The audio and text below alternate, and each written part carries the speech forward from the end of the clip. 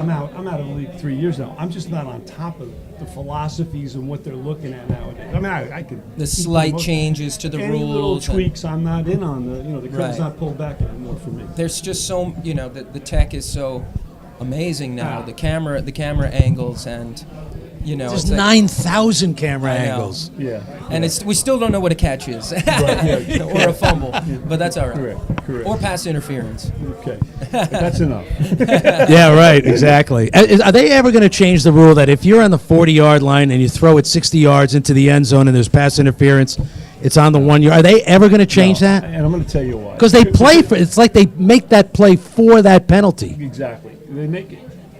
The rule in high school and in college is a 15-yard foul. If you throw a Yes. 55-yard pass downfield in a high school game down here, and they flag it, they're going back to the previous spot. 15. That should be it. Kids, and I shouldn't say this, the college guys would be able to get away with stuff.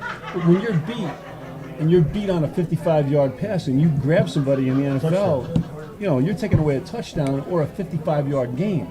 So they'll say we want to discourage that. I don't think it's brought up when it's a big pass interference call and it's questionable or downright wrong. That comes up all the time. Yeah. But I don't think they're going to do that because those guys are cute. They do this for a living. The high school kids are not going to cheat like that. Right. Yeah. But the NFL players will. The NFL chairs will take every advantage. I want to call it. Every exactly. advantage afforded them. Exactly. All right, to Ed Camp's left, we've got Constantine Maroulis. What's up? Constantine, right now, if you don't know Constantine, look him, Google him. But he's been on American Idol, one of the finalists on American Idol. Was that season 6? I don't know. Season One of those. It's been a long time ago. Long time ago. One of those seasons. back in the heyday. Broadway. He's been a Broadway star. Tony nominated for Jekyll and Hyde. It was right. Think so, maybe. For a few different things. Yeah. But he's been on Broadway. He's American Idol, and right now, lead singer for Foreigner's Journey. You're still singing for Foreigner going into 26? Yeah, no, so I was just, how's it going, everyone? What's up, boys? Good to see you. Hawthorne, what's happening? I was just out on the road with Foreigner, Rock and Roll Hall of Famers. Yeah, they were amazing, and I was opening the show with my stuff, so that was interesting, and just learned a lot from the guys and had a great experience. But yes, in addition, I have a classic rock show where we play Foreigner catalog, Journey, Rock of Ages stuff, and that sells pretty good too. We had a couple of big New Year's shows we just played, and so yeah, and then New Year's looks pretty good. We're off to Europe in a few weeks, and more to be announced about that, but just excited to be here and for 26, for no doubt. Well, and Yankees Giants fan. Die hard. More importantly, Yankees Giants fan. Die hard. So make sure you follow Constantine Maroulis. He's on all kinds of social media. Follow his schedule. You got a lot of fans here. 3 of you. Thank you. 4 of you. What? Just kidding. All right. So obviously the football season's coming to an end. Before we talk about that, let's touch a little bit on the Yankees because the last time we met was middle of the baseball season. We had a lot of predictions, and none of them came true. However, that being said, let's talk about the Mets first, since we have one Mets fan. Are there any Mets fans in the house? That would be no. Okay, so it's Ed Camp is the Met fan. So the Mets imploded this year. I mean, there was such high hopes, and actually, as a Yankee fan, I'm a New York fan. Yankees first and foremost, but I want to see New York teams succeed. When I watched what was happening to the Mets, it was heartbreaking. Yep. And Juan Soto, they spent a lot of money. They brought him over to the Mets from the Yankees, and there was so much, hope for them. And now they got rid of the number one closer in baseball. What went wrong? What happened? Well, I think you can, like any sport, you can buy talent. You can't buy chemistry, and at the end of the season, when you need chemistry, because the talent gets you to the end of the season when it's meaningful games. There's a lot of teams in a lot of sports, but particularly in baseball, they would love to play meaningful games in September, but they're not all there, and that may be a talent problem. That may be front office problems. And that seemed to have all that licked. They paid a lot of money, and that's the way it goes now. It's not my father's game. You know, it is a business. He told me that years ago. He was right. I didn't know what that meant when he told me that. I was probably 11 years old. I didn't know what that meant. I was playing a Little League game somewhere. You know, He told you that when you were in Little League. We do things for the love of it, you know? Yeah. But and I think those guys do. But, you know, baseball's a hard sport. Mike played football. You can run down and take your anxieties out on somebody. Baseball, hitting a baseball, throwing a baseball, playing the game involves some, you know, intricacies. You know, Hardest thing in sports to do. it is. Yeah, Hitting a round ball with a round bat. if you do something right, 30% of the time, you could be in the Hall of Fame. Yeah. And that number's lower now. Right. You know, 300 is a guarantee to get you in the Hall of Fame. Yeah, now if you're like 276, you're okay. So I just, you know, and you don't know when you're paying these guys, are they going to get along in the locker room? You know, They had the chemistry the year before. Exactly. They had maybe even they didn't have Soto, and he and Judge had great chemistry. So like that entire storyline, and then the Mets are like, well, you know, they had to get rid of the guy with, you know, who had the song. He had the song that they rallied around. Yeah, Iglesias. Oh my God! Yeah. Right. So that was hard to repeat. And then you bring in the second best player in sports, right, Soto, and you're trying to wedge him in with Lindor. Apparently they didn't get along. And then you got the contract with Alonso hanging over everyone's head, and the GM I think is smart. Like he's like, I don't need to spend like the Yankees do on starting pitching. Let me get these undervalued guys, and it seems to like work for a while, and then it's like, dude, you need some just aces to go out there. Because as soon as they find out, when these young kids come up, as soon as all they have to do is play one round with every, you know, and they get it. Right. They know who they are. They know the pitches. Well, the one guy's a stud. That one pitcher is going to be something else for them. But you gotta roll out the guys. And Soto, you know, I just think the contract and the drama with his family and the boxes and the private planes and that just didn't sit well with everyone. 100%. But I think they're going to be all right. I think they got rid of a couple of these older guys, and I think they're still going to make some moves, you know? I mean, you got to think that they're going to maybe go get Kyle Tucker and surprise everybody, and then, I mean, that's a team.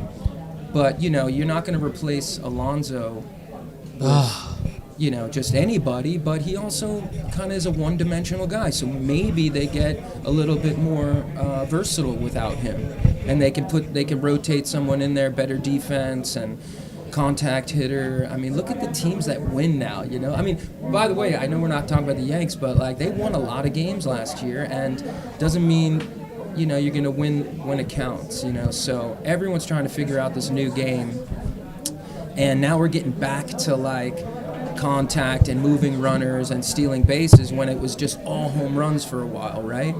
I think the Mets are going to be fine, but I just think like go and get a starter, like an ace, a proven guy, mix them in with these junkyard guys, and then they got these young arms. I think Soto will have a big bounce back year, even though I'm not necessarily a fan. And I also think he's probably older than he says he is. What? That guy is not 28. That guy's like 38. Well, so you've been a lifetime Mets fan? Yes, I have. Yeah. How does it feel? Because you listen to sports radio, and you know, I love listening to the Fan, love listening to Don LaGreca, ESPN. As a Mets fan, when they got rid of, I felt like Alonso should have been that lifetime player. There's very few of them nowadays. You know, back in the day, we'd get a baseball card and you'd see a guy play for the same team for 25 years. That's not going to happen, and I understand that, you know. But Pete had such a personality. New York loved him. He loved New York. And I feel the same thing about McNeil. Same thing. There was another guy, you know. These guys, we try to attack, but you can't do that. You know, if I had younger children, I would say don't get attached because they'll be gone tomorrow. How could that happen? Yeah. I think the year, if I go back, and I guess I'm dating myself, you remember McGuire and Sosa were going for the home run. Oh, yeah. Before, McGuire was traded in the middle of the season. You know, when I was a kid and I look back, I said, guy's going to hit 45, 50 home runs for two teams in one season? How does that happen? Steroids. They call it steroids. Well, that's true. Yeah, I'm not bringing that up. Theoretically, allegedly. But yeah, it's the makeup of the game from the front office standpoint. You know, like. Yeah, I know. They were not it's a popular hard moves that they made, but they had to make them, or they believe in them. You know. Yeah, you know, as fans, it's hard to remember that it is a business, but I always look at it like if it's a business, you got a lot of people buying Alonso jerseys and Alonso, and you can play on that, and you could build that up, and you can make it, a big part of the team. But I don't know. It's just too hard to compete. Like Baltimore gave him so many years. The Mets there's no way they could have done that. You just can't. It's like if the Yankees could do the Stanton thing over again, they wouldn't. Yeah. Although you look back, they really traded some small pieces for him and just took on the money. But the thing with Alonso is he wanted the years. Yeah. And that would have looked rough 5-6 years from now, or whatever he ended up getting. So, and the other thing, I think Mets fans are pissed because I feel like they got sold on the very rich owner, and he's going to come in and spend endless amounts. Which he did. He's got more money than the Yankees could ever dream. Which he does. He does, and he hasn't spent jack yet. So, now he's about the casinos. Now he's got a casino to build. Casinos in the... it got approved, right? The Hard Rock got approved, I think. So. He's building the casino in the city. He's building a casino, yeah. So. And he got rid of another couple of Mets, and they talk about rebuilding and rebuilding.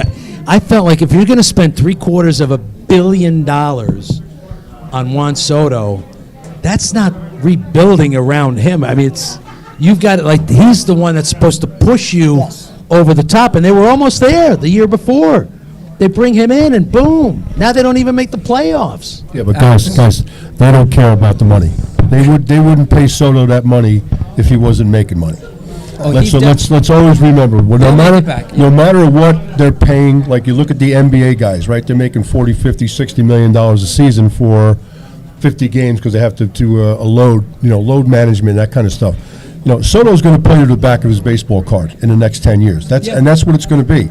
But I personally have given up on how much money they make. I don't want to know. Yeah, I don't care what they make. God bless them. If they're going to pay me, if Shortway's Barn wants to pay me $1 million to stand outside on my head, I'll do it. They just said that.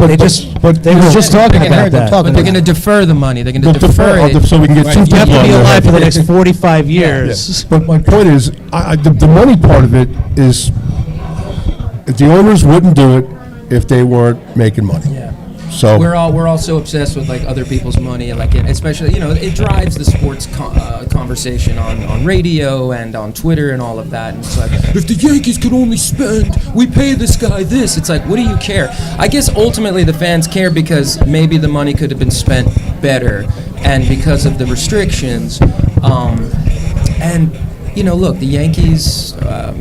The owner comes out and he starts speaking how they need to be more conservative with the spending and this and that. No one wants to hear that. I get it, but I do know the family a little bit, and it is a family business. It's one of the only ones that's still a sheer family business, and they have partners from the Nederlanders to everybody else with the Yanks, but.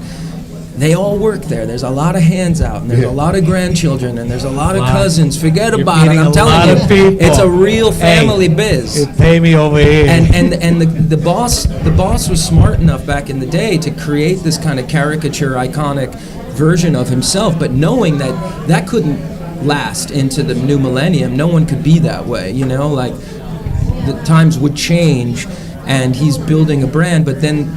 In order to sustain it, they would have to be conservative with money. But, by the way, I just think they've been unlucky. The Yankees were there. The Mets were there 2 years ago. A couple games one way or the other, they would have been in the show. Yeah. And then it's all about, like, anyone can win the tournament. Anyway, yeah, my mic is going hella louder now. Yeah, and I'm over here. But yeah, man, I mean, I can't wait for pitchers and catchers. Let's go. Hey, you know what? As Giants and Jets... The mic's working? Yeah. As Giants and Jets fans, we're 2 months away from pitchers and catchers, which is great. That's what we have to look forward. That's a month and a half to pitchers and catchers. I've never gone down. You guys ever go down? I'm going this year. I've never been. Yeah? Going this year. I've never been to spring training. I want to go. I always say I'm going to go, and I never do. I'm definitely going this year. I want to see Yankees Mets playing at Steinbrenner Stadium. Sure. Yeah, absolutely. Wait, is Tampa get out of there yet, or are they still playing there for the regular season? Tampa. Which one? Remember, Tampa played there. That was their home field this last season. I think they got one more year in that stadium. Yeah. Which is like, it's like watching Bull Durham. It's like watching a minor league team playing in a stadium, which is great. It was a beautiful stadium. Huh? Like going to H Club. Let's go to Hinchley Stadium. Yeah. All right. So let's talk about the Yankees. They were close. Toronto just came out of nowhere, I don't know. You look at it, you don't know. Is it coaching? Is it that they came out of nowhere? They beat the Yankees, and I have to say, as a baseball fan, it was one of the best World Series I have ever seen in my life. Now, a lot of Yankees fans, Mets fans, they didn't watch the World Series. I'm a baseball fan. I watched every minute of that World Series. That was one of the most amazing battles I have ever seen in postseason. The best one I've seen since the Reds. You don't want to talk in your mic? The best one I've seen since the Reds and the Red Sox back when they hit the home. I'm serious. That's the Cincinnati Reds. The Reds stink, but I'm just saying that was like a battle from when I was a kid. And that's what this reminded me of. I hope a lot of kids watch this series. 18 innings, one game, and the Blue Jays proved to me that the Dodgers can be defeated. They can be defeated. The Yankees had them on the ropes the year before. And they handed it away. Neither team played well, but of course the Yankees imploded, in that inning. I mean, that was unbelievable, and I'll never get that image out of my head of Judge dropping the ball in that fifth inning. I mean, it was just nuts. But they had them on the ropes. They weren't playing well. Ohtani disappeared. I don't know. You got to get in the show, man. You got to get in the tournament, and then anything can happen. The Blue Jays just got hot again. No one believed that they were going to do it, and then they just kept winning, and they took the Yanks apart. Every pitch, every opportunity to move the runners over, situational hitting, great defense, all the luck too, and a lot of balls bounced the wrong way for the Yanks. Even in the series with the Blue Jays, they had their opportunity, but it was like, ooh, But then. Yeah, the series was great for the sport, and we all love baseball, and we've heard the buzz out there that baseball's dying and all this. The numbers were up, the World Series was fantastic, but it's a little hard for me to watch the whole thing without the Yanks there. I mean, I get into it, but I get a little bummed out too. For sure. Watching the Yankees Blue Jays series, and that one game where it was just reliever after reliever. Watching the Blue Jays coach bring in a reliever after reliever after reliever and just keeping the Yankees guessing, to me that was all coaching. He coached the Blue Jays into the World Series. Yeah, and people, I think Boone's mistakes are magnified so huge because he's just like a goofy guy, and I get it, but I think it's just they've been unlucky, man. They need to perform better in the situations. I mean, but they're gonna pretty much run it back, with this team. They might add Bichette. I think that could be cool, but then what do you do with Volpe? Like, you just really gonna give up on him? I mean, the fan base wants him out, but I mean, the kid clearly is talented. But what do you think of Bellinger? Look, I think we all saw that guy is one of the best all-around baseball players in the sport, and he's like a throwback guy. He could do everything, but he's also coming off good years. He's always had a crappy year in the last 5 or 6 years, right? I mean, remember, he was MVP with the Dodgers, and then they got rid of him. Then he played great with the Cubs, and then he played crappy, and then he had a great year with the Yankees, and then now he wants like 7 years. No one's going to give it to him. Yeah, I love him. But I almost like the Bichette thing a little bit more. Like, let's go get him. And I think Spencer Jones and Jason Dominguez can really play, but they just haven't had the opportunity to. So, the Yankees don't roll the dice on these young guys. I wish they would. But I like Bichette, and maybe Volpe is more of like a kind of a bench guy, or you work him in, or maybe you move him. And then you got your guy that's just a contact 300 hitter, clutch. Stephen Kwan, there's talk about. I mean, there's talent there, and the pitching is insane. But they're not going to have a full arsenal until well into the season. Cole's going to be some time. Yeah. Rodon is going to be some time. But they got these young guys. I mean, look, you got to win in the Judge era. Whatever it takes, get it done. What do you guys think? Like, what do they need? I mean, what is it that they need? Yeah, I mean, they got rid of Weaver. They got rid of Devin Williams, which I'm not upset about. Both He Mets. ended up at They're the both Mets. Mets, by the way. Now they're both Mets, by the way. Yeah, how do you feel about that, Ed? Thank you. Well, thank you. You guys, Maybe one of these guys would get a little we're worked like out. the Mets farm system. The Yankees are the Mets Yeah, farm right, system. right. Well, the relievers, it's like they have their up year, they have their down year. You kind of roll the dice on them. Like Weaver might get back to his form, but he bombed out so bad this year. I know. And Williams figured it out, but he sucked for the first 2/3 of the season. Yeah. And he's I would have kind liked of. to pick up Edwin Diaz. I would have liked that. I would have loved that. That addition, man. Yeah. Put that Diaz But in. they all want LA. They all want it. I know. It used to be New York. I know. New York used to be the city everybody wants to play for. Now it's all LA. Well, the Japanese figured out it was closer to fly, to fly to LA than to. I know. That's true. That's so true. And that's where it started. 100%. 100%. And, look, there's some guys out there that could change this team and mix up the chemistry a little bit. But I think if this team is healthy and Judge is Judge and everyone does what they're supposed to do, I mean, they're still a 95-win team. And then Yeah. you got to get in the tournament. I think that's what getting into the playoffs is one thing. Getting deep into the playoffs is another thing. Yeah. And so let's talk, since we're talking about that, let's talk about football. All right. Because here we are. It's one week left. This is it. Today, tomorrow, last week of the season. Obviously, not a lot to talk about with the Jets and the Giants. More so with the Giants because I feel that, they lost neighbors. They lost a lot of players. Dexter Lawrence, as if, But I feel like Jackson Dart has proven himself as an NFL quarterback.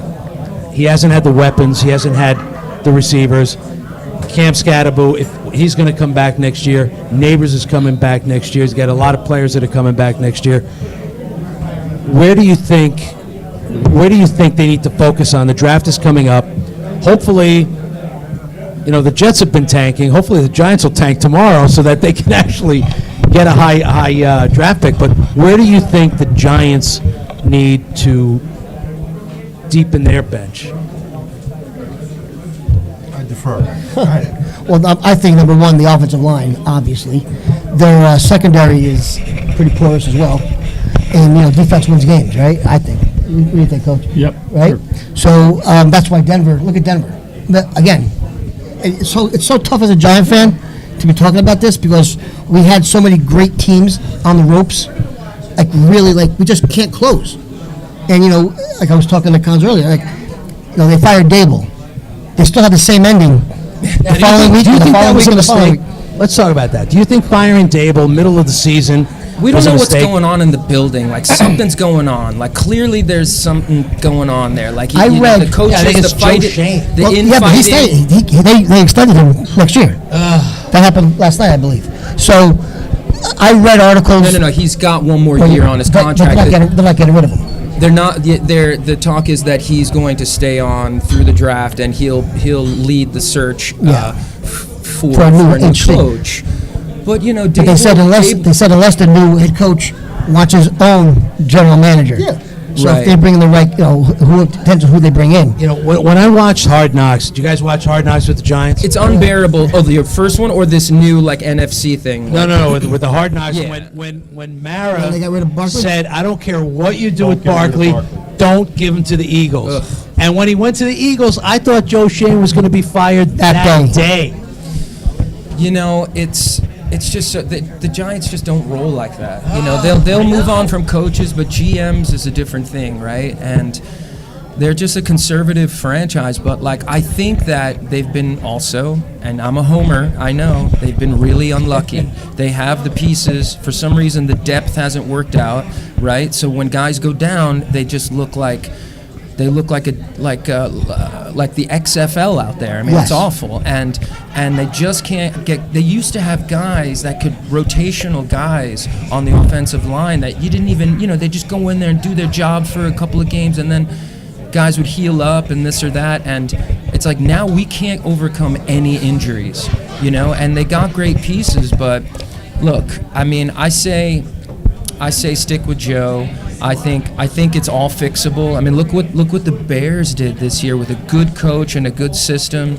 I don't think they have more talent than the Giants do They don't? on the field Nope. right now. It's going to have a great coach. if we have one Yep. more good draft and we get healthy and we get Neighbors and Scadaboo and these defensive players back fully, and Jackson again. I mean, he's a smart kid. I think he's a good player. The Russell Wilson thing was probably an overreach and unnecessary, but apparently he's had a good effect on the young players. So people, Who would you want as a head coach next year for the Giants? it's just tough because like some of these coordinators are killing it that are like the new genius, and they're kind of the no-name guy. But in a way, maybe we just need a steady guy that's done some winning, that's proven, a McCarthy type, right? Not a sexy pick, I get it. But the guy's just done it. He'll hire a good like staff. McCarthy. He could right the ship and just get them back to like, or you gotta like roll the dice on who's the son of there's not Kubiak, but there's another Shula? there's a Shula out there, right? And then the other kid from the LA Rams as well. The And defensive there's a coordinator. few of these like sexy picks, but like you risk a guy that's never fucking done it before. I think I saw But look at Campanelli's Ben name Johnson in there too.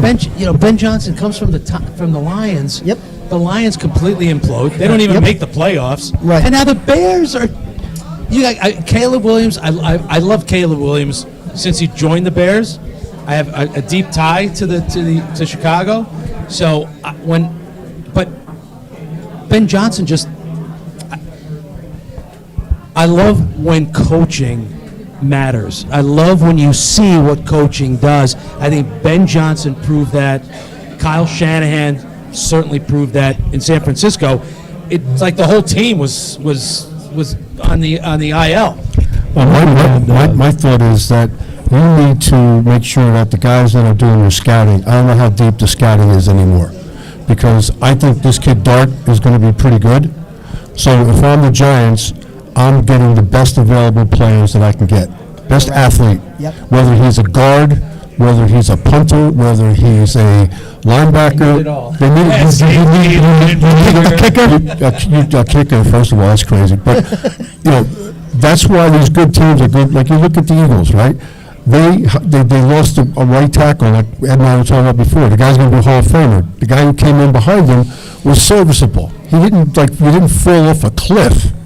But, they had somebody to come in and be able to at least play. Right. And when people just drop off, they just drop off. That's why I'd be more concerned if I was a general manager. Who are my guys that are doing my scouting? Who I would hire? I'd hire Ed Camp. I'd hire a guy like Ed to be in the office every day, talking, looking at film, say, hey, we got this kid from Tennessee State that nobody knows about. Yeah, do me a favor. Take a half hour and look at film on this kid and let me know. Those are the guys that are behind the scenes that win games. Because it might not be this year's guy, but he might be next year's guy. Ed might say, you know what, I'm going to take a flyer on this kid from Missouri Valley. Oh, he ends up being, what's his name, Jerry Rice. You know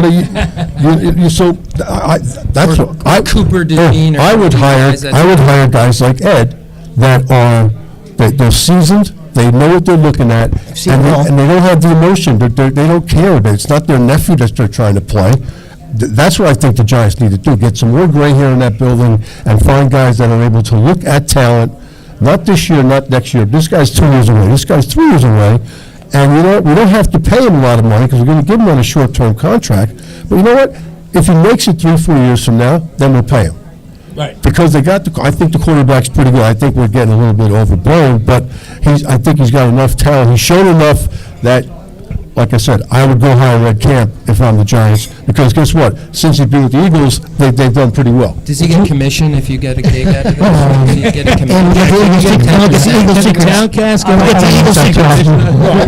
don't want that job anymore. But you bring up a good point, and I've had this discussion with one of the coaches of the Eagles. Jeff Stoutland is the offensive line coach and has been there for 3 coaches. Right. That's unusual. He's been there a long time. He's been there through 3 coaches? Yeah, so he was with Andy Reid, and he was with That is unusual. Kelly, and then Peterson, and then Nick's had him now. But I said to him, like, what's your approach to the draft? Now, he's an offensive line coach, but being there that he's 14 years, the old gray-haired man in the room, you know what he does?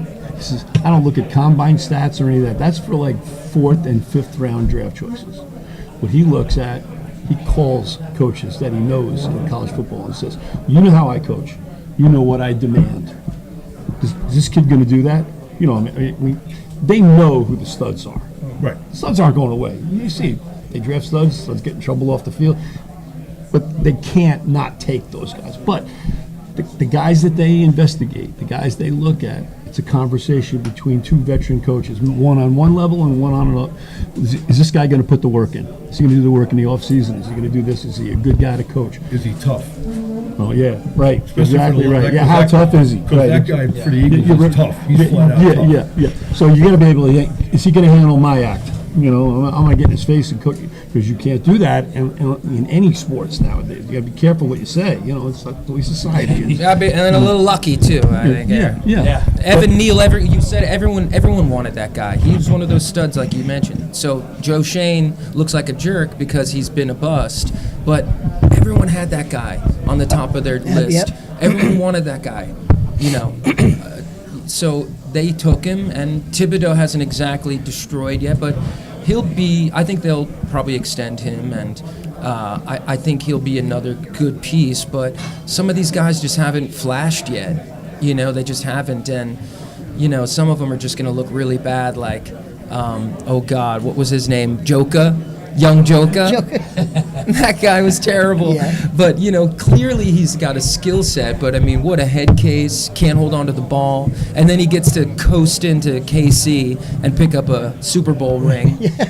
You know, and then he's already out of the league. I think his brother's playing in the college playoffs college? right now. Yeah. What was his Football name? mix? Kadarius Toney. Kadarius Toney, Toney's yeah. brother. Was that a Joe Shane pick? That remember they came back into the first round to get him. It was like a few years ago. And he didn't play. He hardly played it down. But some guys he's brought in have been good. Like McFadden is a player, but he's out the whole year. Yes. Okereke fell off a cliff after the first year. Yeah, Bobby. You know, that was a good signing. That should have been a good signing. Adebo and Holland, but they haven't played. They're hurt Correct. all the time. I know. Dexter's clearly playing hurt. Like, he just doesn't look like the same guy. I can't imagine he's washed. Is he washed? Are you telling me he's washed up? And watching Abdul Carter last week, You can see the talent. I mean, it's there. But, you know, your team is 3-13. And now don't you're celebrate because you had 1 sack. Correct. Okay? Yeah. Relax. I always think of Mark Bavaro. When I watch Mark Bavaro would just score touchdowns. He'd get you what you needed. He'd give the ball to the ref and just walk away. That's it. Don't celebrate. I think there was a story like last season, when Thibodeau had maybe 15 sacks or whatnot, and he met Lawrence Taylor. And he said to Lawrence Taylor, "You see, I had 15 sacks." Lawrence Taylor said, "Would you play half season?" He's like, Yeah, and for Abdul Carter to say, "I want your number." Yeah, good luck. Earn it. Yeah. Earn yeah, this. I feel bad. I think like that kind of came out. If you really go back and look at that story, Yeah, that he was was a little kind of bit- joking around a little, and then of course they ran with it. And Yeah. Yeah, because that's when, Ira from Staten Island called in Ira and from said, Staten Island blew who's that. this kid down? Yeah, Then it so- takes Hey, off. do you think that paying college players the millions of dollars that they're now paying them for merchandise and all that other stuff, do you think that helps them or hurts them moving into the NFL? I think it helps them. You think it helps? Yeah, I do. Yeah, Agreed. they've been getting paid for a long time, but now it's I just looked this up, 2018. So it's been 7 years now. Yeah. They're getting paid. Yeah, it does. I think it does. If they they use the resources available to them to invest wisely. helps them manage It the money. does make them a little bit more mature when they come out. They have to handle those things. They act accordingly. I want to tell you about today. I looked this up before I came down here today. Do you know that the portal opens up today, or opened up yesterday?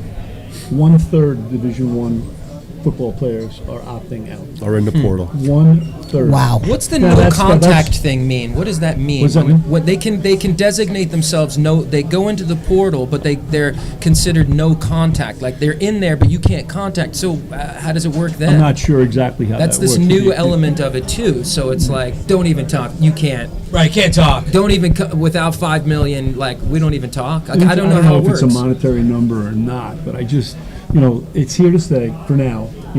I think it helps. I mean, you're giving 20-year-olds, 21-year-olds, Younger. 10. As soon as you give the room, the competition's on. Let's go. Yeah, but I As soon as you mean, pay you're one millions kid- and millions of dollars. You think that helps them going into the NFL, Yes, or I it's do. just like they get more cocky? It's Well- like, I want more money. The other side of it is somebody's going to say to you, well, a coach can leave. The coach can make Lane Kiflin's, he's the latest flavor. But that's been going on forever. Would you put the mic by your Yeah, sure, face, sure. please? Okay. Yeah. I was never a referee. I was a headlinesman. So, I didn't turn the microphone on with a white hat on. And He's talk to getting a big America. check to go to LSU, no doubt. Yeah, no kidding. But yeah, 90? I just think 90 million? it's a lot of money, for everybody. There's money for everybody. Now, the thing is, it's poorly managed. In my opinion, the NCAA is not who you want. It's got to be a And business model. I get it. I love the fact that, because some of these guys, they're never going to make it to the NFL. So if they can make the money while they're playing in college and putting their heart out, I get it. But I just feel like, they're coming into the NFL like Abdul Carter. I felt like Abdul Carter came out like, I want Lawrence Taylor's number because I'm that good. They get cocky. They're Well, they were telling him he's generational. You're generational. They keep throwing that around, and he did dominate college sports, and he's just got that modern bend that these edge guys, have, and he just had the whole prototype. And then, of course, what's his name went there before him, so he's one of the best in the league. He just went to Green Bay. He's out for the year. Yeah, Dallas Parsons. Yeah. So everyone's telling him he's the next Parsons and Yeah. all of this, and and then they're all doing their own podcasts and all this. Look, it's about it's just brand. They build their brand. I think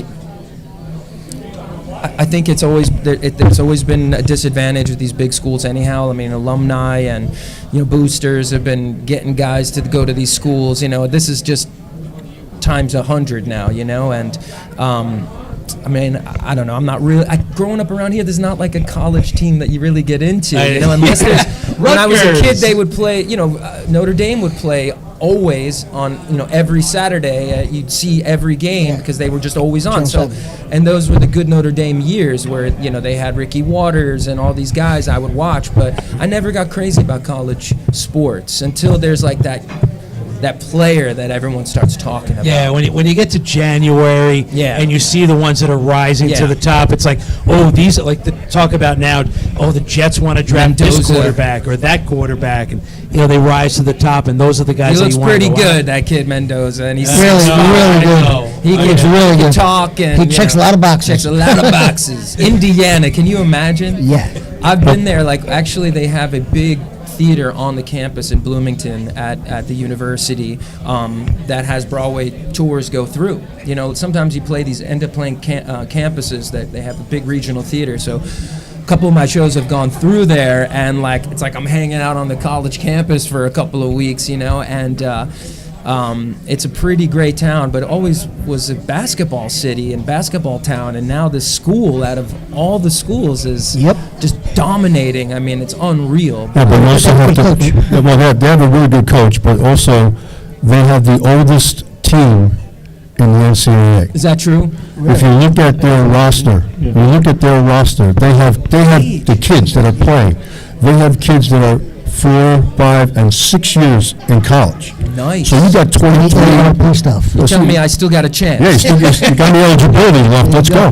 But the point is, you got 21, 22, 23-year-olds playing against 18 and 19-year-olds. It's a big difference. As someone who played at a smaller Division I level that had a fifth year, when I was 22, Dominating. and I'm going against some kid that came in from Boohoo who's 18, it was like, just get out of the way. And now you're talking about guys that are 26, 25, 24 that are playing, and there's a bunch of them. There's probably 25 or 30 kids on that Indiana squad that are 22 and over. I like that's it. A big. It's just they're men. Wrinkles on They're their men. eyes. But in a way, we're back to like how the basketball was, where it's like you're basically playing for 1 year. Like you're basically this Kentucky team is about this starting five, and he knows he's going to lose them. They're going to be one and done. So it's almost like it's been that way with football now. It's like you got one. You're not going to run this team back next year for the most part. There's going to be a lot of new faces. Even Manning with Texas, like he's going to have all new wide receivers next year. That guy. I mean, they're going to get him the best. I mean, he looks pretty damn good, too. He's a great reason to recruit great running backs. Yeah. Or wide receivers. So, Flavio, I think getting back to your original question with head coach for the New York Giants, this head coach search. Yeah. I think and I'm speaking because I'm a fan, I'm a season ticket holder, and you're also an Ole Miss fan. I'm also I'm an Ole Miss parent. This is very expensive. Awesome. This is a very expensive hat. You had to pay for the hat too. Actually, They didn't give you that hat. I got the hat. I got the grill cover. My next door neighbors are yelling, "You had a 60,000 grill cover, Pat." Okay, thanks. That's great. But I think that they need a veteran. I think a veteran NFL coach. I read that that the training camp was run like a country club. That was in the papers. I think. Look, I thought Dable was doing a good job when unfortunately he didn't start Dart at the beginning of the season. That might have been one of his mistakes, right? Dart. They might have had a little bit of a different outcome because everything's made them look terrible. They were so bad last year. I mean, look, they had a great quarterback roster, right? They got Wilson, they got Winston, and then they got Dart. But they need somebody that's gonna be able to get that team in order. So, a funny story, I think the biggest reason why they got rid of Dable, as a season ticket holder, last season I got a letter saying that they were, number one, they weren't going to up the prices this year, like for 2025. So the prices stayed the same. So I'm sure the Mariners are like, oh, God, we got to do this again? How can you charge more money? So we have to make a change in order to make a new promise that we're not going to be as bad. I think so. But also, it's business. He apparently is just prickly. Wink and him, had a bad divorce. There was a fight or two with the offensive lineman coach, and then they went, and then, this one gets fired off the plane, and then, and then the defensive players were pissed that this linebackers coach got elevated to defensive coordinator over a couple of other. So there's just stuff happening behind the scenes we don't know about. And when he ran into the blue tent, the protocol tent, chasing after Dart, that looked thirsty. Yeah. It just looked a bad look. And I think that's sort of when they started thinking about. And then, of course, the Denver game, I heard he was fired on the plane. And then they brought him back when they got the jersey. Pat, it's funny when you talk about the season ticket holder. I'm a Jet season ticket holder for a long time. You're the one. Not bad. Hold on. There you go. That's a good day. That was a good time for the whistle. And I actually called the Jets to complain because they raised their prices again. Even this year? Yeah. Oh, wow. So I called the guy that I've been dealing with for a long time, Mark. I go, hey, Mark, Michael Hager, hey. I go, you know why I'm calling? He goes, yeah, you're like my 35th call today. But the thing is, they only raised the price, which even really got under my skin even more. They only raised the prices for the people on the lower level. So if you had tickets in the 200 or 300 section, they didn't raise the prices at all, just the people in the 100 section. Because they're the ones that can afford it. I'm like, you think I can afford these tickets? What are you flipping mine? He goes, I literally went out of my way to write, I don't like to complain about stuff because that's their business. But to your point, the Jets haven't made the playoffs in 15 years. Right. Forget about winning anything. I go, playoffs? Playoffs? And you want an increase in the price. You want me to go to my wife and say, we're going to keep these tickets for another year. They were 1 and whatever. They've been 3 and 35, and you're going to raise the price? You're out of your mind. But they got you. So let's talk about you got the season. Then he renewed, and then he said all that, and then he resent the check. I went to signed. No, I went to 2 games because you know what? We get our money from the other teams that come in. Right. I've sold tickets to every other team that comes in. You just go onto their website and go, listen, and I got great seats with undercover park. I got the best seats in the house. And they're like, we'll take them. I've made money on a couple of games, which I don't. Right. But, yeah. All right, so Jets, obviously they're going to have either number 2 or number 3 pick. They're going to get a quarterback, right? Yeah. Where else do they need the help? Where they may not end up with Mendoza. They're going to get one of the top 2 quarterbacks. They need help in the pricing department first. On season ticket prices. Season ticket prices, yeah, that's all right.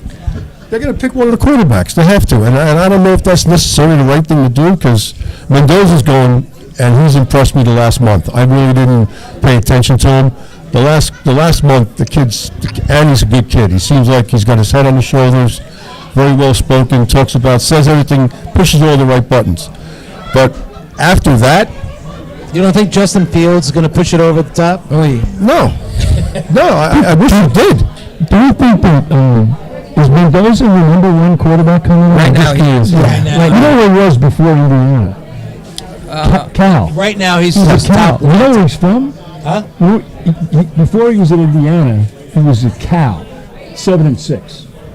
At Cal. Right. Okay. You know where he's from? Miami. His father played with Cristobal at University of Miami. No kidding. Yeah. Wow. Yeah. So They want him. We can walk this whole thing back. You could start with Signetti winning. I mean, he got that kid plus all those other guys from JMU, no less, Right. to come to Indiana and begin to change the culture. Now look what they've done after a year or two of that. Yep. They got this kid. When I saw this kid, I saw him last year playing at Cal, and I was like, what? Isn't he the one, because they had a big game against Miami last year. They almost beat Miami, when he was going back home and kind of with a chip on his shoulder because he did not get, he might have been recruited, but probably not promised as much there. So he goes to Cal and is darn good there, and he's with an offensive coach. The guy got fired. Justin, I can't think of his name. He got fired. He goes to Signetti, and Signetti surrounds him with a bunch of these demons that he's got playing. Those guys are Right. tough as hell, too. Right. But the backstory is he's from Miami and really wants to give the middle finger to Miami, and say I want to show you guys. So that would be I haven't looked at the brackets, but if they do play each other somewhere along the line, that would be a very interesting story. Well, yeah, they will. He Like could the end Ole up Miss being is a playing- Dolphin, though, too, which would he would be Well, huge yeah, for the that was my Hispanic question. community. That was my question. They'll be up there, too. They'll want to make a move. Well, he's done, dude. Sell hot dogs. You're paying him a lot. The GM gave him a zillion dollars. I mean, unbelievable. After all of those concussions and everything, gave him a huge contract. It doesn't matter. They're going to eat it. If they can rebrand with Mendoza as quarterback and maybe even keep Mike McDaniel in the mix, I don't know. That would be huge for them. That's a team that could probably make a 1-year kind of turnaround. I would feel bad for that. Mendoza will make it that far down? No. I think he's going to No, they're going to be in the top 3 or 4. They'll have to trade up. You got to trade. They're going to have to. You got to trade Yeah, to they're 1 gonna or have 2 to get him. We have nobody to trade him. I'm a Dolphin fan as well. I have no idea who we're going to trade to get up that high. Jetsons. It's going to be picks. It's going to be picks. It's going to be picks. But that's a catch. If you trade picks, then you're bringing a kid in who's surrounded by horseshit. You got to protect a guy like that. You got to get him. If you're going to get Mendoza, you got to get a couple of studs. That goes back to you got to hire. If you're the Dolphin, you got to hire guys like Ed Camp that are going to go find that second and third tier kid. Ed, you got a whole other career behind you. He's got a lot going on. Hey, look, Ed's retired. I'm just talking about in general. You got to get guys that know the kid and know, like Ed hit it right on the head. You got to have guys that have relationships that can pick up the phone and call the guy at Southern Florida and say, "Listen, what about your kid?" He goes, "No, my kid's not ready for you, but I saw a kid that was at Mississippi that you should go talk to." The kid's under the radar, who was hurt last year, but guess what? The kid's 6'5", 285, and he'll bite your nose off. Go take a look at him. Yes. Okay? Those are the relationships that these guys have developed over the years that I don't think, in my opinion, the Jets and the Giants have in their reservoir. I don't think that they have those relationships to make those phone calls like Parcells. Forget about Parcells; he's 100 years ago now. But those guys that didn't have the relationship to call those guys and say, "Hey, what do you think?" "Well, I don't know, but call Mike." "Mike, what do you think?" "Well, call Pat." And all of a sudden you get to Pat. "Well, how'd you get my number?" "Well, I got it from him. We got it from him. Got it from Ed." "Okay, yeah. Look at this kid. He's a tough kid." It'd be nice to have like an independent source come in for both teams and kind of reevaluate and maybe do some of the hiring and stuff instead of the That's what the combine. instead of No. But the high level That's guys. what the combine does. The combine is it's run by every team. Every team Yeah. has representation, physical therapists, psychologists, whatever. They bring them all in. It's a data field. You don't get what Mike and I are talking about. You don't get out of the combine. They might. They make it feel by talking to a kid. I know they conduct interviews there, but you really don't know. You can't read a kid's heart, or guts, Let me ask you guys a question. Aaron Glenn, obviously has a 5-year contract. Is he the right guy for the Jets? I was excited about him for the Jets when I first heard him on the interviews, and I feel like he doesn't have the players. He doesn't have any. What do you guys think about him as a coach for the Jets? I like him, and I'll tell you why. If you look at Seattle, after Pete Carroll brought a young guy in, the guy's got double-digit wins now. Not the first year. There's always growing pains. Yeah. That's what Aaron Glenn's going through. He's got to feel his way around that building. I've never heard anything bad. The players love him. He's a pretty intense guy. Comes from good lineage, with the Patriots, and then before that with Detroit. He's a fine, well-respected coach there.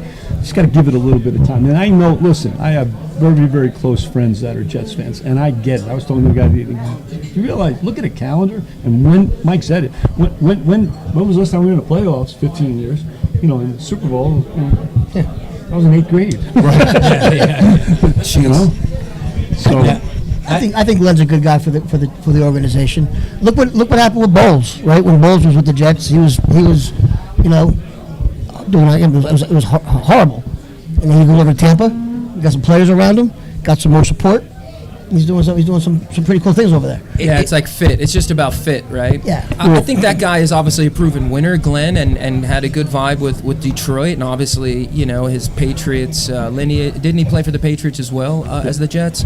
So, I mean, you just don't know because they were so bad this year, and they were so hurt, and the Justin Fields thing was just not a good decision. I don't know how they ever thought that he could come in and, he's clearly an athlete who can run and scramble, he can make a play, but to think that he could be a passing quarterback in this league, I don't know who else thought that. It was like a generic Band-Aid. Their defense fell off a cliff. Everyone's like, championship defense. Just like 2 seasons ago, they lost to everybody. They have, again, like the Giants, they have some pieces that looks like they actually have a pretty consistent offensive line. They got Wilson, who's can be a top wide receiver, a number 1. I don't think they're a quarterback away. If I were them, I would. They're a lot away. I think use that top pick to trade for a shitload of more picks, and sign. I don't even know. They should have some cap space, right? Getting rid of Gardner, getting rid of Sauce, and getting rid of. They gotta have some money now, right? Yeah. And then he went and got hurt right away. Can you imagine? And Daniel Jones, my favorite player. I think what the Jets should do is after the draft or before the draft is just say we are going to honor the 5-year contract. So all you people just shut up. Because you got everybody on the radio, you got everybody who thinks that they know everything about what's going on in the building. To your point before, you hired this guy for a reason. He has a pedigree. He's a tough guy. Everybody forgets. Everybody wants to be nice and nice about sports. It's a tough game. That's your job. Your job is to not to live with Jesus on the guy in front of you. You need somebody that understands how to be able to communicate that, and I think Glenn does. And I think you should tell like I said, the Irish from Staten Island, just go away. All of you guys that think you're important, that know what's going on, that couldn't put a jockstrap on if you were naked, don't even freaking just go away. Just go away. By the 3rd year, if they don't extend him, then they need to, just let him do He's got a 5-year contract. Let him do his thing. All right, we got 3 big games coming up this weekend. We've got tonight, and I don't have my list here, but we've got tonight. I think you have it there. There it is. All right, so tonight you got Carolina and Tampa. It's unbelievable to me going into Week 18 that you still have no one has clear home field advantage. I mean, you still have a lot of blanks in the playoff picture. So you've got Carolina playing Tampa. You've got, which I think the biggest game is going to be Seattle, San Francisco. Now, San Francisco, it's amazing to me how, and this goes to Kyle Shanahan, in my opinion, this is where coaching matters. Brock Purdy goes out. You bring in Mac Jones, and you start winning. Yep. And then Brock Purdy's healthy. You bring him back in, and he starts winning with barely a defense. You had a lot of defensive players were out. Yeah. And now here they are. They're battling for home field advantage throughout the playoffs. Yep. So I'm going to go through each one of you guys. Let's start with Carolina, Tampa. What do you think? They're playing at Tampa. What do you think? I'm going with Tampa. Really? He doesn't want to be heard. I'm going with Tampa, but we should ask the real coach, Coach O'Hagan's. The real Coach O'Hagan. I see Coach O'Hagan's leaning in. I have nothing to say. Mark the time. Yeah. Mark the time.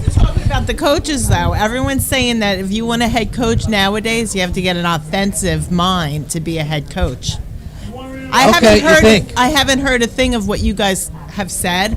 I hear bits and pieces, but that seems to be right now all the Well, now coaches. Bill Belichick was a defensive coach. I said now, all the coaches right now. Okay. Right. The young coordinator, that kind of. All right. I told you, she should be sitting here and I should be out He there. was like a quarterback whisperer. It's going to be guys and girl talking sports. We can sit down now. Thank you very much. So Tampa and Carolina, what was your? Tampa, Carolina. You're Tampa. I'm going with Tampa. Yeah, I'm going Tampa myself. You going Tampa as well? Yes. Tampa. Yeah, one would think, but I'll take the Panthers. I like the way Bryce Young has been playing, and I think he's a quarterback. I don't know how they're doing it. They seem to just pull out some of these games. They're still in it. I'll take them. Never been the biggest Baker Mayfield fan, although Jackson Dart reminds me a little bit of that kind of a player. So I think Baker's one of these guys that will have a great long pro career, a lot of wins, but never really gets there. Agreed. All the way.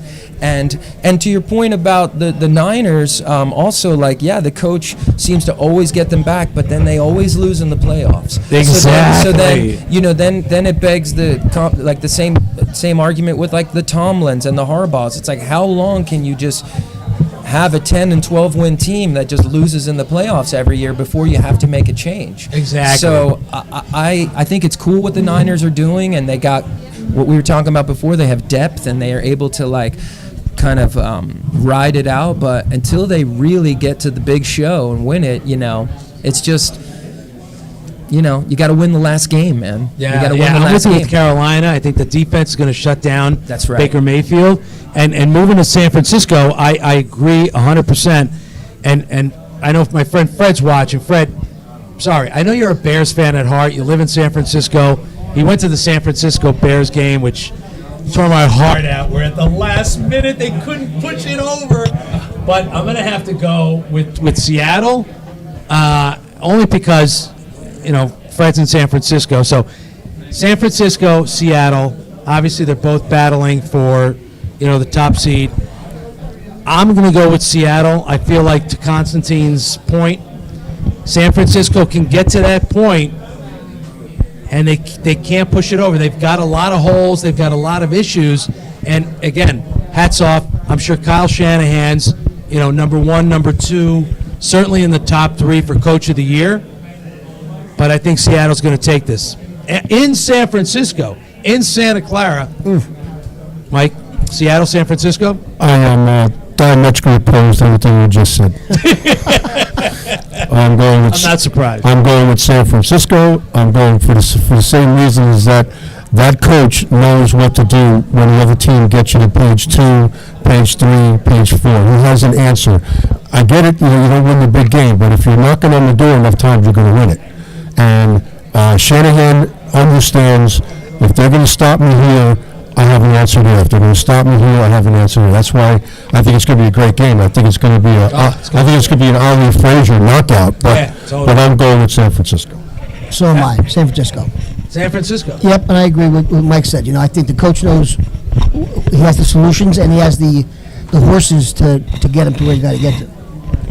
All right, Ed? I think San Francisco is a year ahead of Seattle in their progression. Seattle was pretty good last year, found themselves this year, but San Francisco's been good. They've had some injuries late in the season that have really set them back in the past. I think it's their year. They got a good team. Yeah? And Brock Purdy's going to put it over the well, edge. you see, here's the thing. You Purdy. guys mentioned two names, Purdy and Jones. They didn't miss a beat, but to me, that's got to say something about the system. How many teams have two amazing quarterbacks like that? Well, I don't know about amazing, but it's very serviceable, and they win. I don't know, if either is gonna, they're not Joe Montana, True. but they can. If you play. add them together, Yeah, maybe. they can play. No Montana. They can play. He's more than irrelevant. All right, so what do you think? Seattle, San Francisco? I'm taking Seattle. Yeah, I like what's going on there. I love Darnold, and I think they got some good weapons, and what they're doing just works. And I just don't. Granted, they're the hot team, the Niners. They're seemingly putting it together at the right time. But I'm not going to believe it until they really start winning playoff games. But both teams need this. I think Seattle will pull it out. So Darnold cut his teeth with the Jets, Yeah. and now that he's a pro, he's going to try to push Seattle over the top. All right, the other big team, the other big game is Baltimore-Pittsburgh.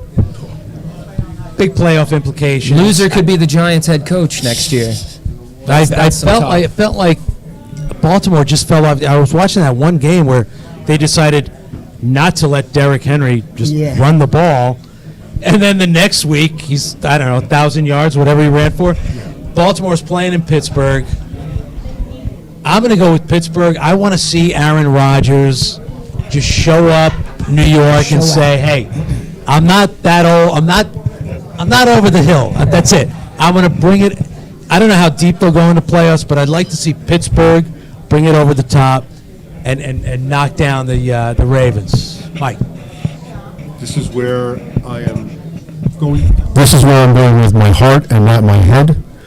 Most of my family members are Pittsburgh fans, and I'm with you. I'd like to see Pittsburgh get to the next level just for Rodgers and the whole scenario. I think would be good, but how stupid the hardball was not to give that human wrecking ball the ball 55 times is beyond. Henry in a heartbeat. Is beyond. If they give him the ball 30 times, they're going to win. Yeah.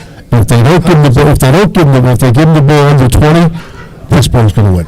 And I think Pittsburgh is going to be prepared for Derrick Henry's just plowing through. The thing is, though, you can be prepared for Derrick Henry until the great philosopher Mike Tyson said, everybody has a plan until you get punched in the nose, right? So Derrick Henry is a different dude. He's a different dude. But I'm rooting for Pittsburgh. I'm going to say Pittsburgh, 27-24. Oh, wow, you give the scores. He's got the scores, too. No, I'm not giving you the Look at score. you. Mark it down. We did this last year. I'm going to go with the Steelers as well. Steelers. Yeah. Again, you don't know what they're. I think the Steelers are a little more proven than the Ravens right now. Do you think Rodgers is going to win the game, or is defense going to win the game? What do you think is going to win the game? No, I think it's going to be a team effort. I don't think it's going to be. I think that the Steelers have some answers to stop Jackson and Henry, and I think Rodgers can get the job done as well. I love that coach. Yeah, Tom is I love great. it. I mean, he can't get it to the Super Bowl, but Yeah, he's cool, eh? he's a great. He don't get rattled. Right. He don't get rattled, and that's a big part of the game. Ed, you notice we haven't talked about the Eagles. No, that's okay. Because I want to talk about this game. Yeah. I want to talk about Pittsburgh. I've had that game 5 times. I've had it as end of season, last game of the year, like this. Winner goes to the playoffs. Oh, wow. And I've had the AFC Championship game. Doesn't matter where you have it. I've been in Pittsburgh for both of those occasions. There's no intensity like that. And it's in Pittsburgh, so you know. Right. Yeah. So it'll be turned up a notch. Yeah. But Baltimore fans are great too. Two And it's not that far, so. Two great coaches. I hope the weather, as long as I'm not working it, the weather can be brutal. I want a good TV show. But the intensity is like you've never seen that before. They used to teach us in the first 6 weeks of the season, there's a certain amount of intensity. Everybody's intense because they're new and they're not 0-6 yet. The second part of the season, it ratchets up. This and then the playoffs are a whole new animal. But these 3 games we're talking about are playoff games. Basically, what they are. Unbelievable. Taste of it a week early. Yeah. So just you don't get it on TV, but you're going to see really intense. And I don't mean just hitting. It's going to be like every play, every yard, every inch, every blade of grass is going to be contested for. It's going to be a lot of fun to watch. Hey, let me ask you a quick question. How crazy was Ray Lewis? Oh boy. So let me tell you about Ray Lewis. I don't know anything about. Yeah, I'm talking about on the field. I'm just talking about. He's the nicest guy that I ever worked for in the league. If you ever had a problem with a player, rookie or whatever, you say, Ray, I need a little help with this guy over here. It was done. You never heard from that guy ever again. That's how he was. Really? Yeah. And also, I have no butt. He slapped me on the butt one time with that. Because I asked him to do that, and I said, hey, thanks a lot. So-and-so's being pretty good now. Thank you for helping me out with that. And bang, I got you. I had a bruise till Wednesday on my ass. But quality guy and a great player. Lights out. Yep. All right, Connie. Well, wow. I mean, I got to say, deep down, I have some love for the Steelers. They're sort of families with the Maras, and the Rooneys and the Maras. That's why deep down, I think that if it doesn't work out for Tomlin this year, that the two families will work out some sort of strategy to have him leave, with dignity in Pittsburgh, and You think they let him go? and maybe come to the Giants to coach. I would not mind that I think at they all. all need to change of scenery. I'm not a big Aaron Rodgers guy, but I like what's going on there the last few weeks. But I gotta say, Derrick Henry, Harbaugh, a cold. It's in Pittsburgh, right? A big cold day with the wind, running the ball, pounding. Lamar, you don't like what you've been hearing about him staying up playing video games all night. I mean, he's just been one of those guys that's just freakishly talented. Yeah. He could just show up and play, but you don't know what you're getting. He might run for 4 touchdowns and throw for 3 more, or he could just not show up at all. So he doesn't win playoff games, and this is effectively a playoff game. But I'd say Derrick Henry could take this game over, and I'd go with Baltimore on the road for sure. Close game. Close game. It's not going to be a blowout. No. None of them can None of them can blow out another team. Like, they don't have the weapons for that unless it's just a freak. An interception, a fumble, and in this, and all of a sudden it's 20 something nothing. But no, I think it's going to be a battle and a low scoring game. Yeah. It's going to be. It's going to be as blue-collar a football game as you can ever imagine. And like you said, Lamar could be that piece of that game that throws it over the top. I mean, you've got Derrick Henry. They're all going to be focusing on him. But he can just, he could run the ball. There's that, and Rodgers can't. Rodgers not running the ball. So you've got to depend on his arm. You've got to depend on the line. Lamar is the closest thing that we've seen to Michael Vick. That's exactly who I was thinking of. He's the closest thing to Michael. He's the closest thing. He can give you 200-yard games. I think Vick had a little bit of a better arm, but I think from a you don't know what you're going to get, but when you get it on a good day, he makes guys look like they've never played before. Yeah. And that's what I'm thinking. He's the closest guy to Michael Vick. Remember the Falcons beat Green Bay in Lambeau in the playoffs when the Packers never lost a playoff game in Lambeau? And I was in a King of the Hill pool, and I made it to I think it was a crazy prize, and I made it to the playoffs, so I was psyched, and I'm like, oh great, I took Green Bay. Yeah, of course. Right? And I remember watching Vic run wild, and then I remember watching they pan over to the sideline for Green Bay, and I see Favre yawning. Yeah. I'm like, he's yawning. I'm like, I got a lot of money on this game. He's yawning. Here he is yawning. And Vic ran wild, but to your point, you never know which one you're going to get. To Const's point, you don't know which Lamar you're going to get. Not a lot of great games today and tomorrow, but those 3 are certainly the best. Today's outstanding. So we're not going to talk about the Giants-Dallas game? Well, I mean, just lose the damn game, please. That's it. Right? Just lose the game. The Jets are going to... Watching the Jets last week when they faked the punt, and they're like, oh, let's fake it again because we don't want to win. So let's... The Jets are obviously tanking. Do you think that they should start... I know they've already said they're going to start Dart. Do you think they should start Jackson Dart last game of the season there's nothing to play for. Do you think they should start him? 100%. You think so? 100%. These guys are playing for the supper. And, everybody says about this, and these guys are competitive people. And they've been playing competitive high level since the 5th grade. These guys have been the number one person on their team, all of them, since the 5th grade. Yeah, but you're tearing Achilles. But he can do that stepping out of the shower. I mean, you can't play scared. You can't play hurt. That's when you get hurt. And I understand it. Iowa from Staten Island wants everybody to tank the game, right? Tank the game. You got to get the pick. You're asking guys that get paid to win, not to win. So that's, to me, that's not how they're made. They don't do that. They don't play 17 weeks and say, on week 18, let's practice this week to lose. Nobody does that. No matter what you Players don't. Well, that's what's playing the game. I felt like last week, from Staten Island. I felt like the coaching staff did. If you sit a guy, that's fine, and you're going to drop off. The next guy that gets in there, the next man up, as Belichick likes to say, the next man up is playing for a contract somewhere else. 100%. He's going to kick your ass. He wants to get on film. He wants to get on tape. He wants video of him. Let him, give him a shot. Give him a chance. So, and Mike brings up another point, which is an old story, Mike. We know this. You can't go halfway. You're going to get hurt yourself. Yep. Yeah.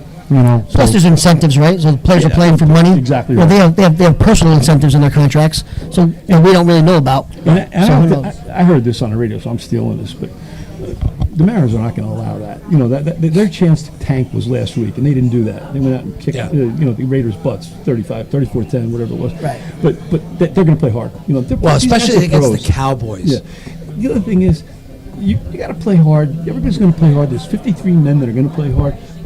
If they don't play hard and they get some, is there a guarantee just because they got the first pick or the second pick that guy's going to materialize into? No. Yeah. So, a lot of moving parts there. 53 guys that are going to play their. Don't forget, the Chargers thought they got Manning. Right. And look what happened there. Right.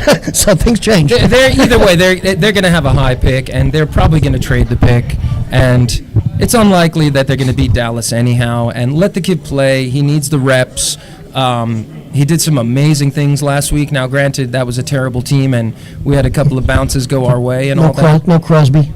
No Max They Crosby. sat guys. I mean, we had guys playing pretty well, but let's face it. You got a good chance to go out there and lose. You don't have Neighbors. You don't have Scattaboo. Tracy doesn't look the same. Thomas, the left tackle, hasn't looked great. You got guys hurt. Dex is kind of, walking through it. Some guys are playing ball. The secondary depth is just shot. I mean, you got a good chance to go out there and just lose fair and square anyhow. Let's try to get the first or second pick. I think they still can technically get the first pick if they lose and a couple other things happen. But if they lose, they will definitely get the second pick.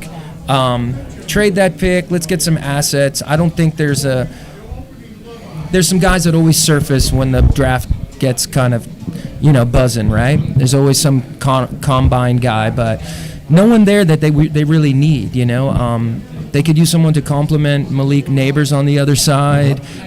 You could use some defensive pieces, but I think trade the pick if it's inside the top 5 anyhow and get some assets, man. And get some other guys. I think and lose the damn Giants, game. Cowboys. I just want the Giants to beat the Cowboys. Yeah. It doesn't matter who you start, just beat the Cowboys. Cowboys, Eagles, just beat them no matter what happens. There's a way to compete and still not win the game, right? So let's see. Last week that was not happening.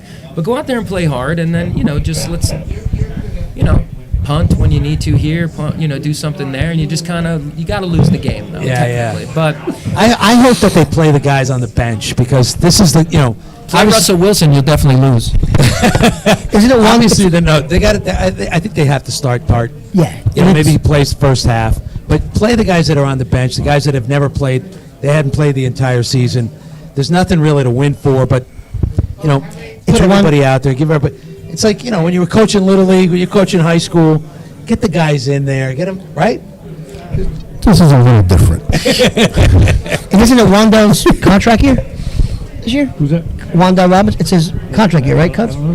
So he's had his best year, and the talk is that he could command like 15 to 18 million a year from someone. Yeah. They're just not going to give him that. No. They're just not. And he's a good possession guy, but he's not a guy that this has been his best year. But don't you notice he's that guy that kind of always falls a little short of getting that first down and his awareness on the field. It'll be third and 10. He'll make some yards. catches, but He'll do a like nine-yard he's a dig. possession guy. It's not like where's the yards after catch, and they're gonna make a version of him out of a cheaper, younger, controllable Slot guy. guy, They're just yeah. not going to give him that money, but he might go out there and try to get that money and not get it. Right. So that's why they ended up with Slayton because. Yeah, he's just a serviceable guy, and you need depth, and he's well liked, but they're not going to give him 18. The difference is though that Slayton drops a lot. He drops. Wandale don't drop. Wandale doesn't drop him, but he doesn't also Get the right. He doesn't get the yards. matriculate the ball down the There field. you go. He doesn't matriculate the ball down the field. So. All right, so here we This are. is This awesome. Obviously, the last week. Regardless of what happens today and tomorrow, Coach of the Year, in your opinion?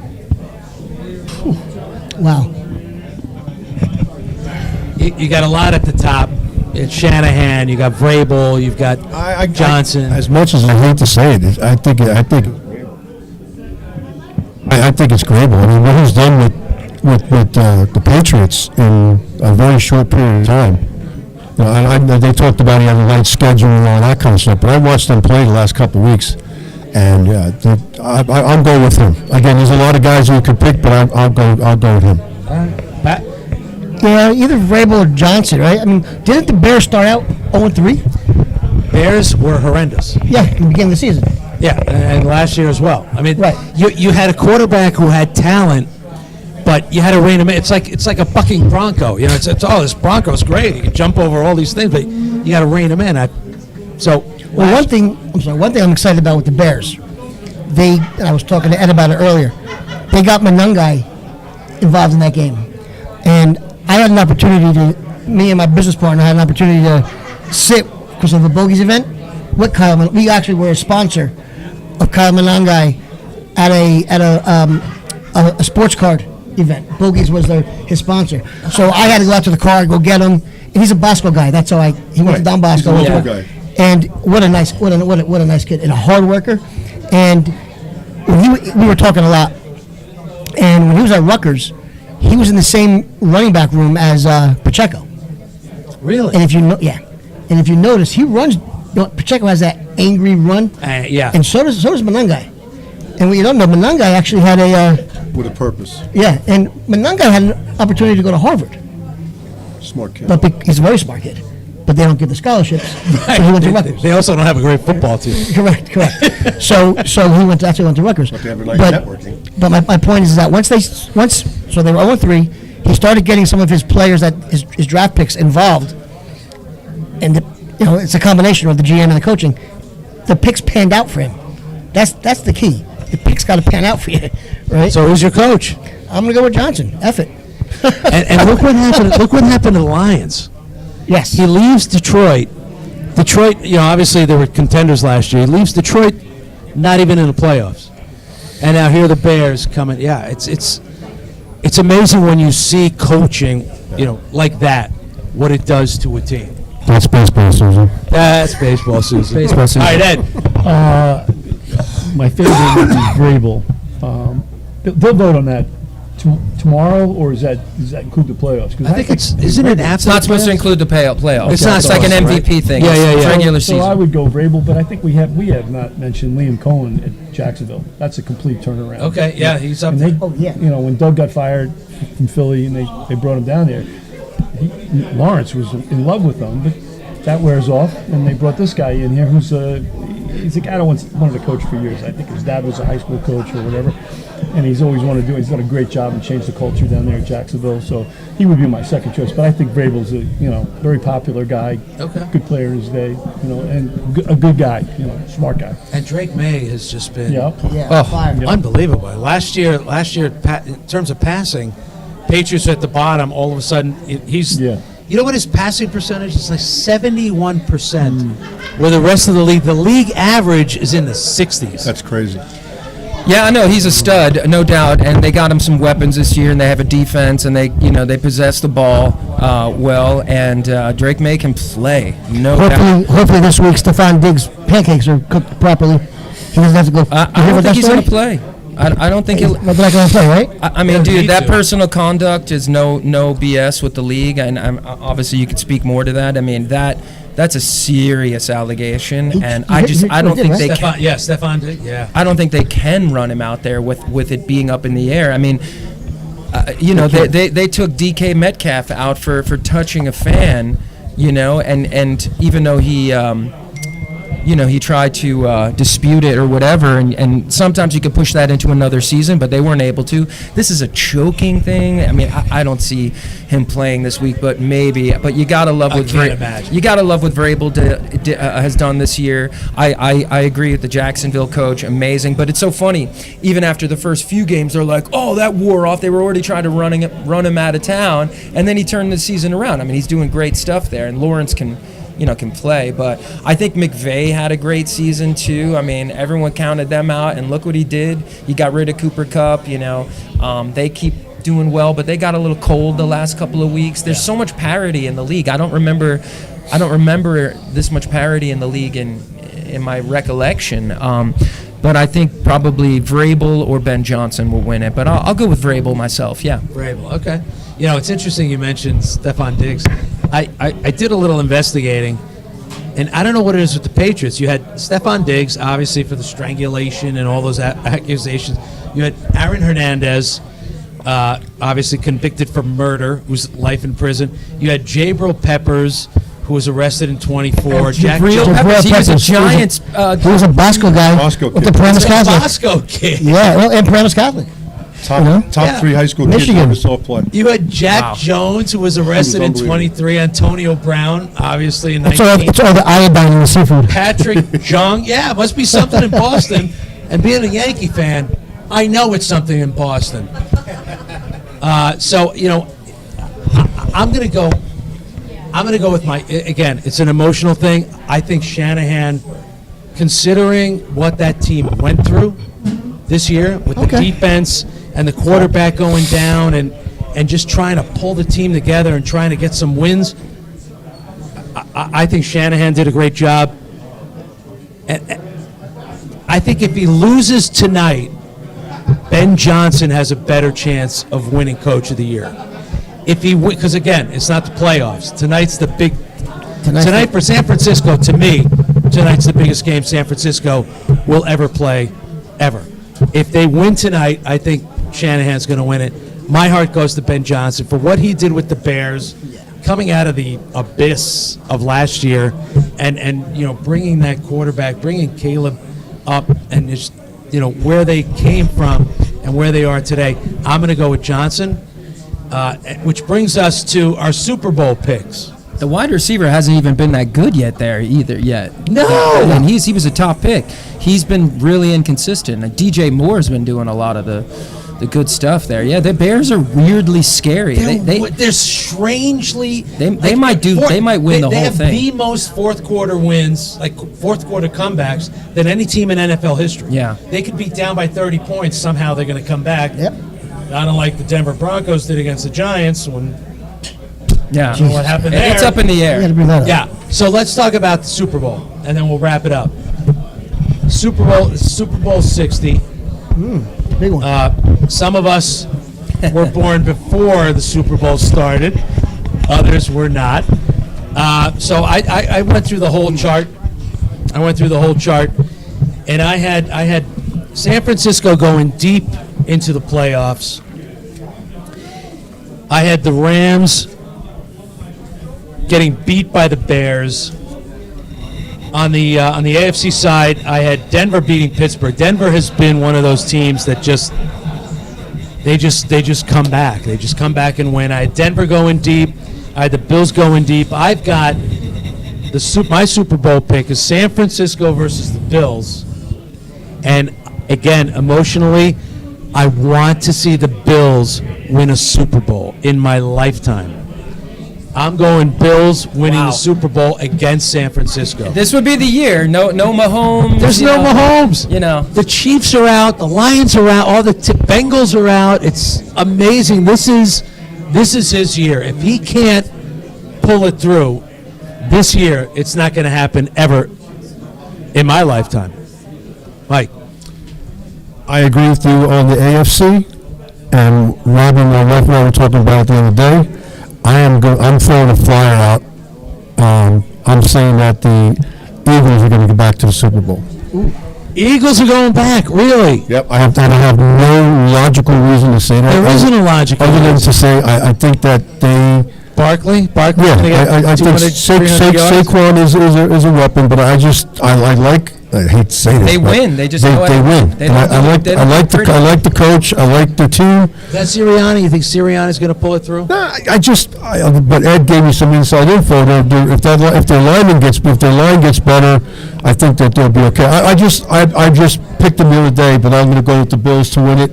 But the Bills are going to beat the Eagles. Eagles. Yep. That was an ugly game the other day. Yes, it was. Real ugly game. I'm going to go differently. I'm going with Broncos and watch this. Broncos-Rams. Nice. Broncos-Rams. That's right. That's my gut. So who's going to win? Broncos. Broncos. Broncos to win it all. I said in the beginning of the podcast, defense wins the game. All right, and no one from Philadelphia is watching this, so you know don't feel obligated to pick the Eagles. There's a lot of Eagle fans in Norfolk. You know that though. My son's in here somewhere. AFC, Vrabel, New England. I think there's going to be a lot of new teams in these I think final. so. Yes. You know, so that's a factor. You know, if you're a veteran team, but there's not a lot of veteran teams. So the Eagles are one of the veteran teams. They've been there. Don't believe the noise. Okay. Offensively, yeah, there's question marks with the Eagles, but don't believe the noise. Sirianni he gets in that huddle. The players pay attention. Great okay, and not many people see that. I'm looking for it every week. I watch him address the team. I've seen some issues. Veteran team, trust him. Those issues are gone immediately. You know, you can't listen to the noise. Okay, and especially for Philadelphia. You know, there's a lot of noise coming out of Phillies lose one game, and my son said they're hanging up Charlie Manuel on the some ledge in downtown. North Broad Street. That's the way it is there. And so who's winning the Super Bowl? The Eagles are winning the Super Bowl. Of course they are. 5 Eagles 5. You want another ring? You want another ring? I want it for those guys. They work hard. Thank you. You got the slide whistle. Yeah, I should have had that. All right, Connie, what do you got? When Ollie Rudy said "Go Eagles Fly," I mean, come on, Ed, give me a break. He said it was flag. I'm not going to sing it, but Thank God. Hey, by the way, just make sure you tell your mayor of Philadelphia how to spell the Eagles. No problem with that. Yeah. ELGLES Eagles. Yeah. I've seen those on Wheel of Fortune. We've been running That was insane. And then I watched that again just before you. Don't. I watched it It's again. playing it right now all over the place. And the whole crowd was like, Yeah. what? That was rough. And don't climb the poles when you win. And people are falling and hurting themselves, and none of that. Different town. Let me tell you. For sure. Look, Philly is the one team in the show here in the tournament. It hasn't even started yet. That just knows how to win, and they've been there so much. It's really hard to pick against them, even though this bracket is not official yet. I do think that if they see the Rams like this in the first round, that's going to be real tough for them. I think no one has been as good as the Rams have been at points this year. They've been really, really good at some points, and they cooled off. But like I said, I think it's just anyone's tournament this year. So I'm going to go with, it's easy you got to think that Allen can be there. So I'll pick Allen to get to the Super Bowl and finally win, but he's going to do it over the Rams. That would be a phenomenal game. I like that. I like that a lot. I like Seattle this year to go far, but they're just going to run into a roadblock, and a bunch of these teams are. But I like the Bills winning it over the Rams. All right, so Rams are beating the Bears. The Rams are beating the Bears. Yeah. Well, all right. That's good. I think the Bears, especially in LA. If that's in LA, yeah, it will be. It's over. Good games. All right. I think. I like it. Stafford, I mean, Puka, McVay, I'll take those three over anyone that Ben Johnson's going to run out there. Yeah. I think that's a win. I was hoping that Goff would be back in it, They'll be back. I mean, oh God, imagine being a Detroit fan last year and they look like unstoppable. Yep. Like, this is the year we're going to win. They end up obviously going home early, and then you suck this year. But they got the pieces. They've been unlucky. They'll be back. Yeah. They'll be back. Yeah. But they lost Ben Johnson, and obviously to the Bears' advantage. All right, so we've got our selections. That's it.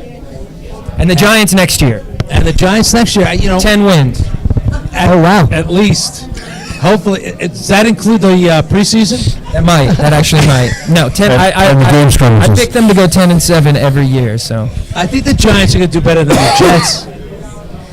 Well, that's a quantum leap. Holy cow. That's a low bar there. This has been awesome, Flop, man. Thank you for doing this and hanging with the boys and thanks for keeping the Jersey love alive here for sure. Absolutely. Listen, I want to thank everybody here in Shortwaves once again. Thank you to Shortwave. Nicole and Ed, thank you. Thanks, guys. Hey, did you guys get your raffles in? Because we got some great raffle prizes. We're going to give those away at right after the show. But I want to thank Mike O'Hagan. Give it up for Mike. And by the way, just so you guys know, so the town of Hawthorne, New Jersey, for the first time ever, has created the Hawthorne High School Athletic Hall of Fame. March 26th, I put it down here. Is March 26th? Is it March 26th? I believe so. March 26th is going to be the inaugural induction into the Hawthorne High School Athletic Hall of Fame. The nominations have been, the winners have been selected. We're going to come out. Make sure you, again, follow the Towncast because we're going to do a live stream on that. But I do want to acknowledge one person in particular, Mr. Mike O'Hagan's sister, Margaret O'Hagan, who has been nominated and is going to be inducted into the Hawthorne High School Athletic Hall of Fame. So congratulations to Margaret O'Hagan Gorman, Terry Dembeck, the class of 1970. It's amazing that they finally, in a lot of towns, have these. Hawthorne High School is finally doing this. So thank you to Hawthorne High School's Athletic Hall of Fame organization, all of the people involved, and all of the people that were nominated, and the winners, the teams. I want to thank Mike O'Hagan. I want to thank Pat DeMarco, Bogies Hoagies, Ed Camp, and, of course, Constantine Maroulis. Make sure you follow Constantine. You don't want to follow anybody else. I don't even think you guys have social media. He does. Bogies has got a good one. And make sure, Bogies Hoagies, you come the area, and even if you're not, call Bogies Hoagies and say, airmail me your Italian heroes, because they're one of the best. And Constantine, thank you to everybody on the panel. Hold on 1 second. Thanks to you guys, Good luck to you, brother. We're all pulling for you. Congratulations. Thank you. We got some fun news coming out early. Break a leg over there. Thank you. I'm going to go on a little trip over there. That's nice. Yeah, and listen, and by the way, let me know, because I may come out there and record you out there, do a live stream from London. I like that. There's going to be some great news. Follow Constantine Maroulis. Follow the Towncast. We're going to announce all the news that's coming out. And if you've never seen him perform, and I'm just going to go back, a little slide whistle. I'm going to go back to, I don't even remember. It was like 25, 27 years ago when I first met you. More, right? Was it 9? You were a senior in high school. You said that to them, but it was more like junior in high school? No, it was more like 95. Junior in high school? No, I was out of high school. You're like 2 years out. Right there. William Patterson. All right, so we first saw him, and I know that Matt and Jimbo, you guys are both watching. We had Caiaphas watching. We have Herod watching. Oh, nice. I played Pilate. Constantine Maroulis, who played Judas. Unbelievable. We knew at that time what a sensation he would be. Make sure you follow him. Watch him on YouTube, and make sure you watch him in person. Watch him live. He's outstanding. Thank you to the panel. We're going to see you in spring, right before the baseball season starts. We've got some great giveaways. Robin's taking my place. Robin's coming, yes. This is like golfing? What do you? What do you need? You're working your way in here.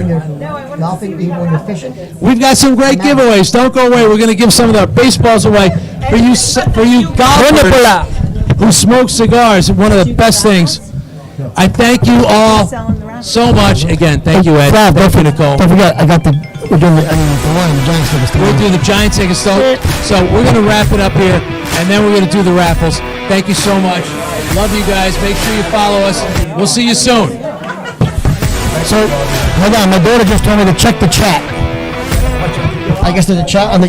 Is there something on the? Is there something there from Mariana DeMarco? They're looking now. If you're watching, they're looking. It looks sophisticated. Oh, that's fine. I know my wife's